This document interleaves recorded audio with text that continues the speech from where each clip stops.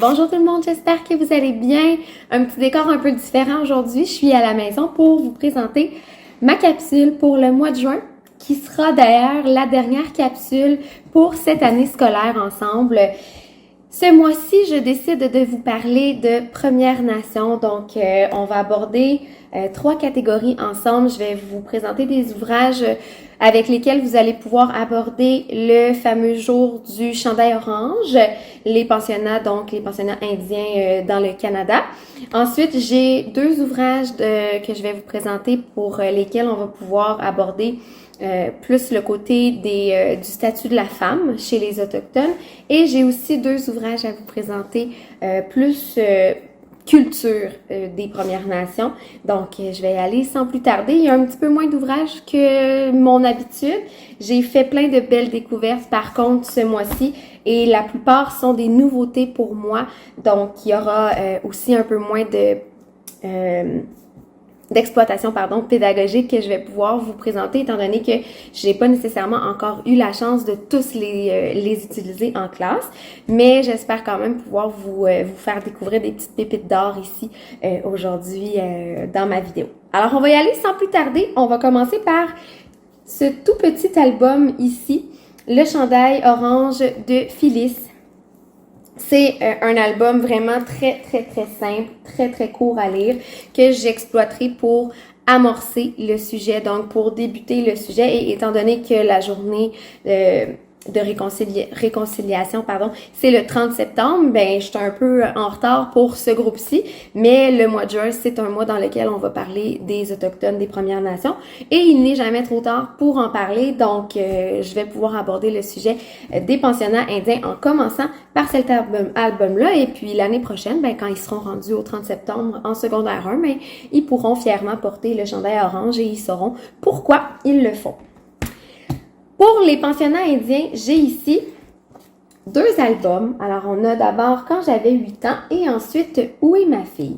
Ces 2 albums sont tirés des 2 romans Les bas du pensionnat et j'ai un petit blanc, Étrangère chez moi. C'est un peu, j'ai le goût de dire, la version plus accessible de ces 2 histoires-là. Évidemment, si vous voulez les 2 romans, je vous conseille fortement d'aller vous les chercher à la librairie parce qu'effectivement, ils sont splendides. Moi, j'ai choisi de prendre les albums pour l'instant parce que je voulais pouvoir aborder le sujet de manière plus directe avec les enfants. Donc, de leur lire l'album, ça va être plus rapide pour moi et plus efficace dans le temps qui me reste pour d'ici à la fin de l'année, finalement, pour aborder ce sujet-là. Donc, je vais commencer par Quand j'avais 8 ans. Et si le temps me le permet, je vais aussi leur lire Où est ma fille, mais sinon, je vais leur laisser à leur disposition. Donc, ces 2 albums-là sont disponibles à la librairie et ils sont publiés par Scholastic. Dans le même ordre d'idée, j'ai pris ce roman que je vais laisser à leur disposition. Donc, étant donné que j'ai pas pris les romans pour ces versions-là, j'ai pris celui-ci qui s'appelle Le pensionnat. Donc, on a ici une version qui est abordée par un garçon, donc ça peut être aussi un peu différent. Et bon, c'est sûr que c'est vraiment un roman plus adapté pour les adolescents, donc fin 3e cycle et même au secondaire. Alors, c'est une histoire de jeunes qui ont été arrachés à leur famille et qui se sont retrouvés dans les pensionnats indiens.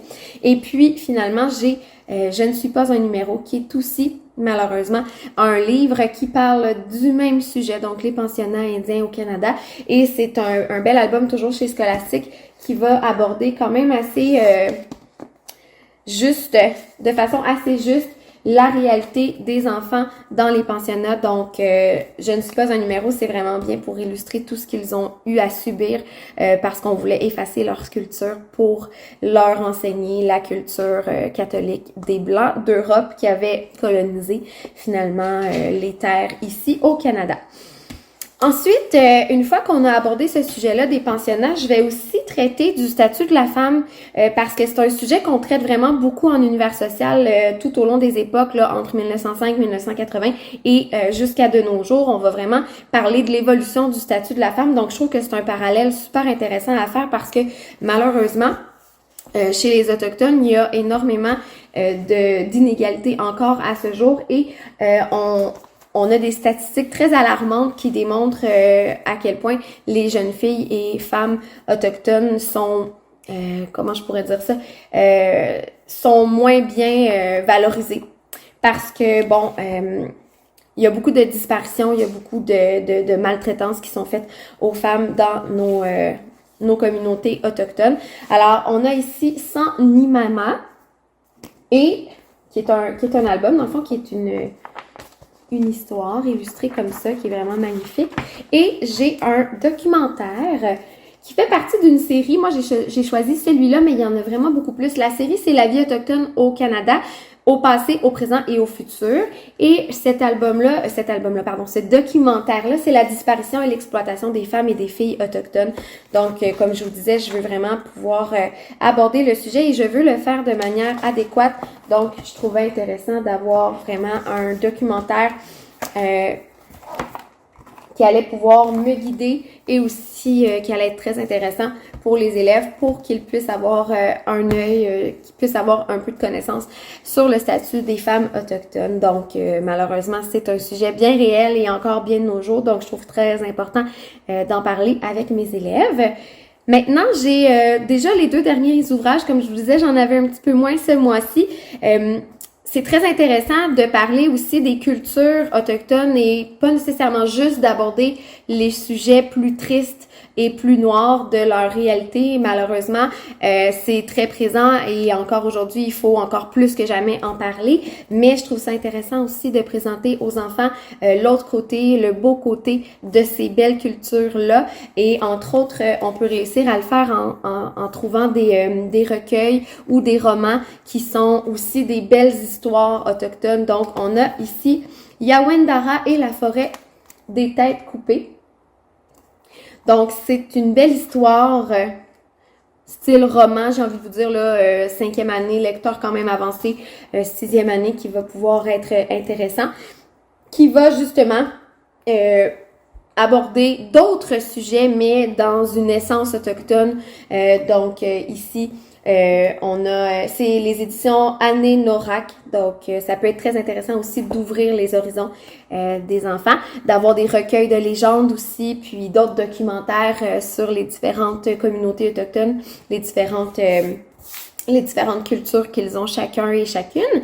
Et puis, pour terminer, je vous présente celui-ci, Mingan, mon village. C'est un recueil de poèmes d'écoliers Innu. Donc, Innu. Je m'excuse si je le dis pas comme il faut, là, je veux vraiment bien faire. Donc, voilà, ici, là, les illustrations sont magnifiques, là, sous forme de peinture, style aquarelle. Et on a plusieurs poèmes avec l'enfant qui est illustré juste à côté. Donc, très intéressant de faire découvrir ce genre d'œuvre à nos élèves parce que ça vient un petit peu compléter le sujet, puis ça vient ouvrir, comme je vous disais, les horizons. Moi, je trouve que c'est vraiment un sujet important. Je prends le temps de plus en plus là, de me renseigner depuis 2 ans maintenant. J'agrandis ma collection au fur et à mesure aussi. Alors, j'espère que ma capsule d'aujourd'hui va vous avoir fait découvrir quelques petites perles. J'espère que vous allez pouvoir en ajouter dans votre collection et que vous irez faire un tour en librairie parce que présentement chez Monet, ils ont un mur complet d'ouvrages pour le mois de juin en lien avec les Premières Nations et la lecture autochtone, que ce soit écrit par des auteurs autochtones ou en lien avec les atrocités qui ont été vécues ou simplement pour faire découvrir, comme je vous disais, des légendes puis ces choses-là. Donc, ils ont vraiment un mur complet de livres en présentation présentement. Alors, c'est très, très intéressant d'aller faire un tour en librairie, évidemment, pour aller feuilleter tout ça. Moi, je vous dis à la prochaine, je l'espère.